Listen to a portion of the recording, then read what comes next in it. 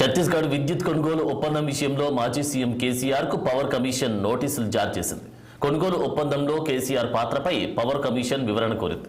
ఎన్నికల దృష్ట్యా జూలై 30 వరకు సమయం కోరారు కేసీఆర్. కాగా జూన్ 15లోగా వివరణ ఇవ్వాలని జస్టిస్ నరసింహారెడ్డి నోటీసులు పంపించారు. ఇప్పటి వరకు 25 మందికి నోటీసులు ఇవ్వగా అందరూ వివరణ ఇచ్చినట్టు తెలిపారు. అయితే నోటీసులకు ఇచ్చిన వివరణ సంతృప్తికరంగా లేకపోతే పవర్ కమిషన్ ఎదుట విచారణకు హాజరు కావాల్సి ఉంటుందని ఆయన స్పష్టం చేశారు.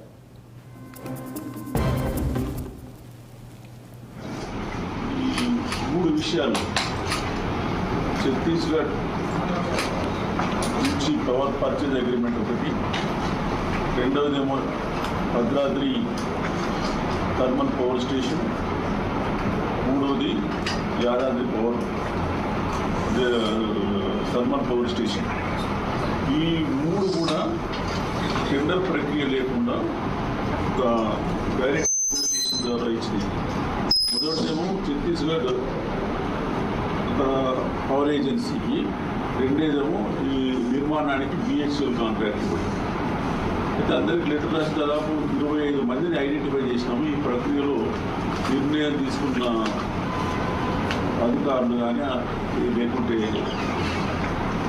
అనధికారులు కానీ వాళ్ళందరికీ అందరూ కూడా ఏంటంటే పవర్ షార్టేజ్ ఉంది అప్పుడు తెలంగాణలో 2014లో. అందుకని